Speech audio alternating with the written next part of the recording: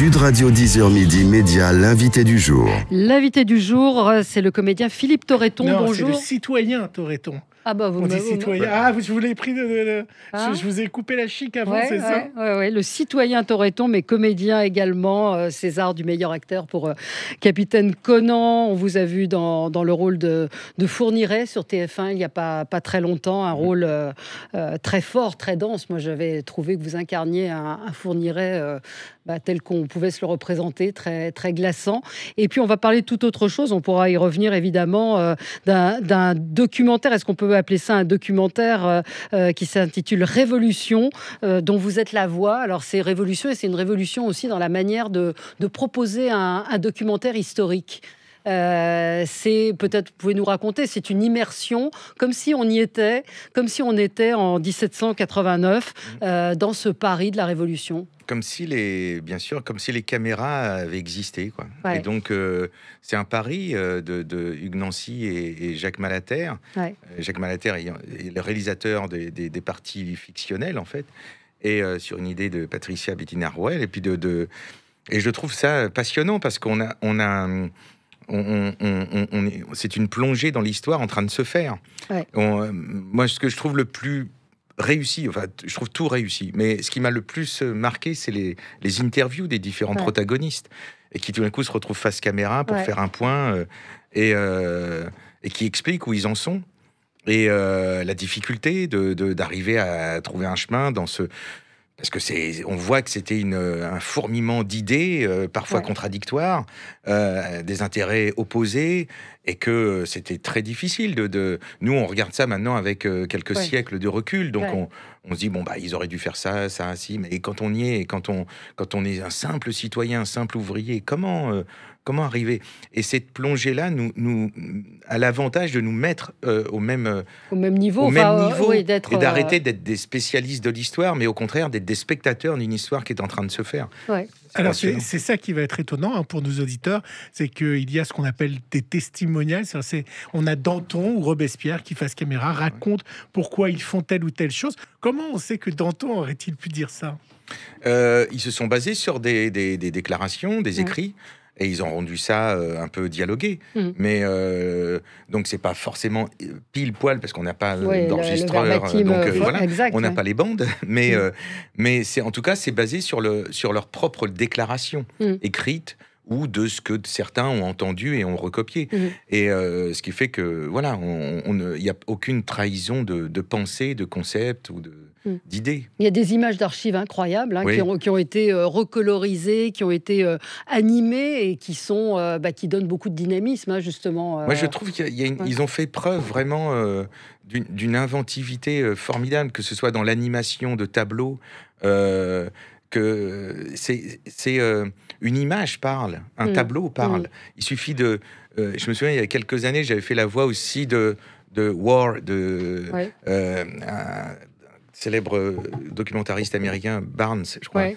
Et on voyait un GI en photo, en train d'allumer sa cigarette avec un Zippo. Et au moment où la caméra zoome sur les yeux de ce jeune Américain perdu dans le Pacifique, hop, on entend le bruit d'un Zippo. Et ça donne une impression de réalité, mais extraordinaire. Une photo, si on sait la filmer, si on sait la raconter, elle dit des choses incroyables. Et je trouve que voilà, ils ont fait ça avec les tableaux, parce qu'évidemment, il n'y avait pas de photos, mais il y a des tableaux, il y a des gravures, il y a des gravures, et elles sont animées. Qu'est-ce que ça représente pour un comédien, pour vous, de faire la voix? On imagine que c'est un genre mineur, entre guillemets, de faire un commentaire sur un documentaire? Ah non, c'est pas un genre mineur, parce que c'est depuis l'aube de l'humanité, on raconte des histoires, en fait. Devant un feu de camp, dans une grotte avec une peau d'ours, et puis plus tard avec des cheminées un peu plus construites. Mais on a toujours raconté des histoires. C'est l'art de raconter. Donc c'est ce qu'on a fait en premier. Voilà. Et donc c'est un art majeur, au contraire. C'est par le récit qu'on tout d'un coup on vibre. Et ce que font nos instits avec nos jeunes enfants tous les jours à l'école, c'est raconter une histoire. Et il faut la vivre, il faut la faire sentir. Et c'est... Non, moi, je suis loin de négliger cette part de mon métier. D'abord, ça remplit ma curiosité personnelle. J'ai la possibilité de choisir donc des choses qu'on me propose. Et donc, j'ai la primeur de certains documents. Donc, je trouve ça extraordinaire. Je peux parler avec ceux qui l'ont fait. Et voilà, c'est une position très privilégiée, au contraire. Ouais, en coulisses, on a un peu parlé. Moi, je vous ai dit, puisqu'on a eu la chance avec Valérie de voir le documentaire avant, et je vous ai dit que ça avait fait penser beaucoup au combat des Gilets jaunes, du peuple qui se révolte contre l'oppression. Le démarrage. Et c'est vrai qu'on y pense. Et vous m'avez dit, mais pas vraiment, en fait. Non, pas vraiment, parce que, comme je vous l'ai dit tout à l'heure avant l'émission, c'est que si on avait dit à ces ouvriers qui se sont révoltés, qui avaient faim, qu'on allait leur proposer le niveau de vie des Gilets jaunes d'aujourd'hui, ils auraient signé tout de suite. Voilà, comparaison n'est pas raison. Et qu'il y a même, pour moi, une forme d'indécence à comparer. C'est pas parce qu'il y a une violence dans la revendication qu'on peut la relier à toutes les violences revendicatives de l'histoire. Là, les gens avaient faim, ils étaient exploités, il n'y avait pas de représentation politique, il n'y avait pas de droit de vote, il n'y avait aucune égalité femmes-hommes. C'était monarchique, la monarchie absolue. Donc, voilà, c'est pas parce qu'on a manifesté pendant de longs mois en France, enfin quand je dis on, moi j'y étais pas, mais pendant les gens ont manifesté. Il faut savoir qu'au départ, c'est une taxe sur le diesel quand même, sur l'essence. Bon, c'est pas, on réclamait pas du pain, même si dans le lot des gens avaient des vies difficiles. Il y avait les laissés pour compte. Mais des études ont montré que parmi les gens qui manifestaient, il y avait très peu de gens qui étaient en grande pauvreté. Très peu.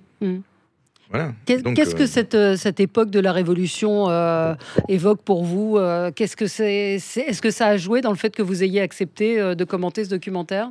Je trouve que c'est une période totalement passionnante, compliquée.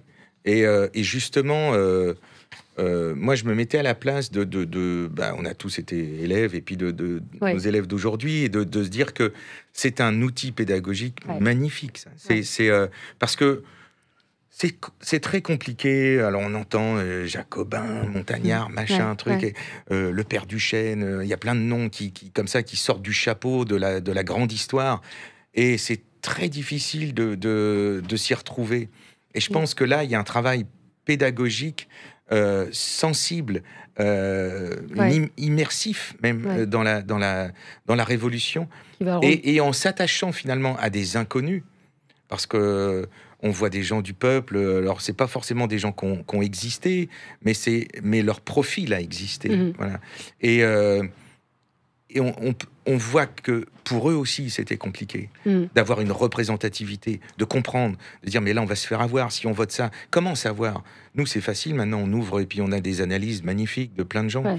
Mais même encore aujourd'hui, on voit bien qu'il y a plein d'hommes politiques qui s'accaparent la Révolution pour un oui, pour un non, et parfois pour dire tout et son contraire. Donc c'est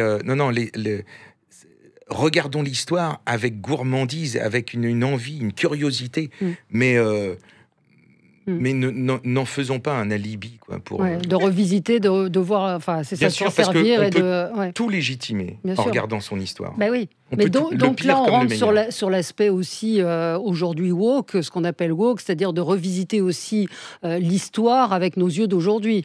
C'est une erreur absolue. De parler de l'esclavage, de condamner des écrivains parce que je vois Jane Austen qui est boycottée parce que ses parents avaient des exploitations dans les colonies. Donc c'est une façon de laver comme ça à bon compte, alors que regardons, même quand ça fait mal aux yeux, mais regardons.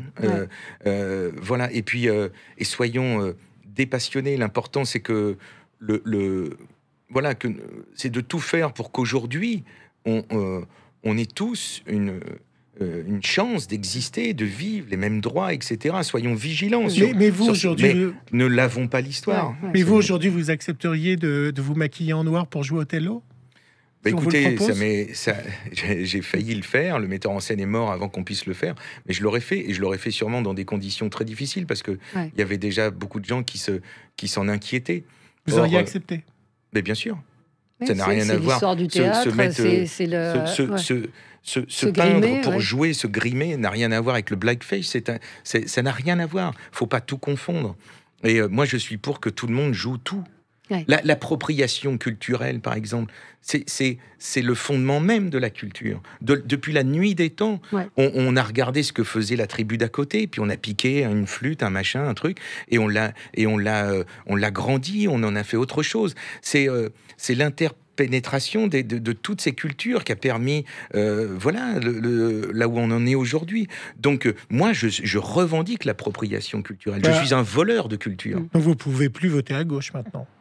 Pourquoi je peux plus voter à gauche? Parce qu'ils sont pas dans ce sens-là, la gauche actuelle. De toute façon, il faut voter pour, pour éviter que l'humanité s'arrête. Donc, pour moi, en dehors de l'écologie, il n'y a pas grand-chose à expliquer. L'écologie, ça reste une valeur, quelque chose qui aujourd'hui fait sens sur c'est justement... une urgence absolue. Il n'y a pas d'autre urgence que celle-ci. Elle contient tout le reste, donc voilà. Moi, je voulais revenir donc à ce documentaire Révolution. Au moment de la Révolution, la Comédie Française existait déjà. Oui. Et qu'est-ce que ça a changé, la Révolution, pour la Comédie Française dont vous êtes sociétaire? Alors, je ne m'attendais pas à cette question, mais elle est intéressante parce qu'il y a une plaque à la Comédie Française avant d'entrer en scène, en hommage à un garçon. Faudrait, pardon, je ne vais pas me souvenir du nom, mais on peut le rechercher facilement. Et ce garçon travaillait dans l'administration de l'époque, et il a sauvé énormément de comédiens et de comédiennes qui étaient... qui auraient eu un destin funeste, enfin, qui aurait été raccourci, visiblement. Et il a mâchouillé comme ça, petit à petit, toutes les lettres correspondant et qui auraient, enfin, de leur dossier, quoi. Et il rêvait de faire du théâtre. Et donc, il avait une passion pour une partie de la troupe de la Comédie Française, et il a sauvé plusieurs personnes comme ça de la guillotine. Vous étiez assimilé à la bourgeoisie à l'époque, la Comédie Française, certains, dans cette période-là? Bah ouais, ça dépendait du pouvoir royal. Voilà. Donc, de la même façon que les comédiens du Français ont été embêtés pendant l'occupation allemande parce qu'il fallait jouer devant les officiels, etc. Voilà, c'était le pouvoir royal, et puis maintenant, c'est le pouvoir de la République. Mais moi j'y suis plus, mais c'est une troupe d'État. Ouais. Voilà. Vous n'y êtes plus parce qu'il y a un moment où on décide de passer à autre chose. Que j'ai pas... mais parce que voilà, il faut.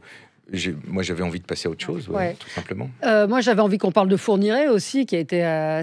C'était un rôle important pour vous. Enfin, tous les rôles sont importants, mais celui-ci très particulier quand même. Très particulier, oui, effectivement, très touchy, comme on dit. Enfin, il fallait.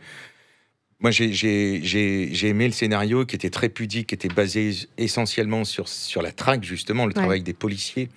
Et je trouvais que ça montrait que, voilà, autant il est très facile d'arrêter les gens et de les faire parler au bistrot du commerce, autant que dans la vraie vie, c'est compliqué de recouper les informations, d'avoir les mêmes, de savoir qu'on traque le même homme, donc de mettre les dossiers en commun, etc., etc., etc. Mais qu'il soit en vie, ça change les choses aussi. D'interpréter quelqu'un qui était en vie. Oui, il était en vie à l'époque, mais moi, j'avais aucune envie d'établir un quelconque lien. Je me suis basé, au contraire, pour interpréter ce personnage, sur les témoignages des policiers, sur cette façon qu'il avait de ne pas regarder, d'être assez hautain, de parler d'une hauteur comme ça, et puis il était maître du temps, voilà, toujours très poli, très affable, et je trouvais ça d'un cynisme redoutable. Voilà, pour moi, les deux conditions pour le jouer, c'était la qualité du scénario, la pudeur du scénario, et puis la possibilité de me changer physiquement. Je voulais pas le jouer sous mes propres traits. Donc, j'ai mis du temps à les convaincre, mais ils ont il y a eu beaucoup de maquillage, beaucoup de transformations. J'avais 3 heures tous les matins, On peut rendre hommage à Yves Régnier aussi, qui était le réalisateur. Bien sûr. Et il a... Oui, parce que c'était le seul chemin que je pouvais faire. C'était un chemin physique. Je ne pouvais pas faire un chemin empathique, évidemment. Donc, voilà, j'avais besoin d'une sorte de masque tous les matins pour jouer. Et puis, une fois qu'on est masqué, on peut s'autoriser plein de choses. Et c'est des rôles dont on a plus de mal à sortir ou pas? Non, parce qu'on ne rentre pas dans les rôles. C'est une mythologie d'acteur. Mais bien sûr. Donc, comme on n'y rentre pas, on n'a pas de problème pour en sortir. C'est comme quand on va au boulot, quoi. Enfin, pas tout à fait, c'est un peu plus mystérieux que ça. Mais c'est justement... On parlait du documentaire sur la Révolution. C'est la même chose. C'est l'art de raconter. Sauf que, un documentaire, j'ai un casque devant un micro et puis je regarde les images et la bande rythmo et j'essaye de l'incarner. Mais si je me lève, j'enlève mon casque et que je commence à bouger, c'est le travail de comédien commence. Donc, il part de là, il part de la voix qui raconte, et puis on rajoute des gestes, et puis on se met un chapeau, puis on se met un truc, on met une barbe si on n'en a pas, enfin bref. Et là, pourquoi vous avez la barbe et une moustache un peu n'en parlez pas. J'ai garé ma Harley Davidson juste là. Oui, non, il y a un look un peu particulier pour ceux qui nous suivent sur Facebook. C'est le problème des séries, c'est que c'est des longs tournages, et quand on décide ce genre de look, on l'a pendant 6 mois. Donc, faites attention, la Harley Davidson, les écolos, ils n'aiment pas trop. Je sais pas si vous avez vu. Oui, bien sûr. Un mot sur le foot, parce que je sais que vous êtes un grand amateur de foot. Je suis un grand amateur de l'équipe de France, même si vous a déçu. Parce que c'est tellement... C'est pas possible à ce niveau-là de ne pas tenir un résultat.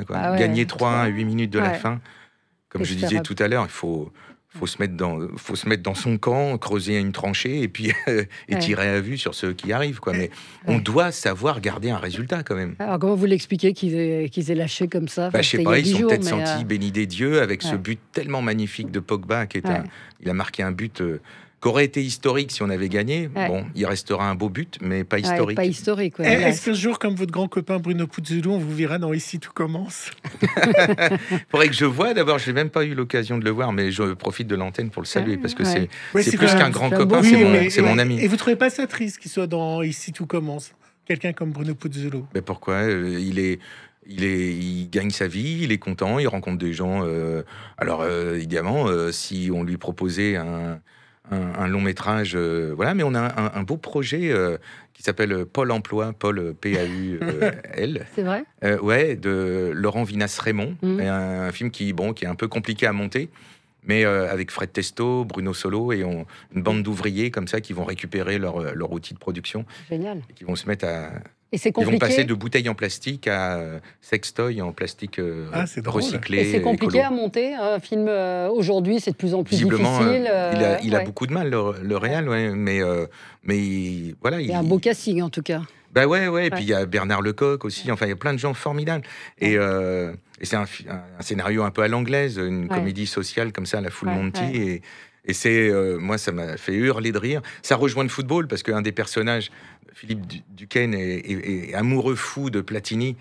Et à la fin, Platini vient nous voir et il est en extase. Il y a Rocheteau aussi, normalement. Enfin, voilà. C'est super. Et il y a tout pour que ça fonctionne à mort. Et moi, j'aimerais tellement être dans une comédie parce que c'est vrai, on me perçoit tellement comme quelqu'un de grave. J'ai pas avec arrangé des rôles, mes affaires avec Fourniret. Non, ça c'est sûr, mais donc on lance un appel, il faut que ce film se fasse. Merci beaucoup Philippe Torreton d'être venu nous voir ce matin. Donc ce sera mardi 13 juillet, la veille du 14 juillet, Révolution, racontée par Philippe Torreton et une manière tout à fait originale de proposer un regard sur la Révolution et puis sur le documentaire. C'est tout à fait intéressant, passionnant et on est pris par les images et par le rythme de votre voix qui est très important dans ce documentaire. Ce sera sur France 2 à 21h. Merci à vous. Sud Radio 10h midi, Valérie Expert.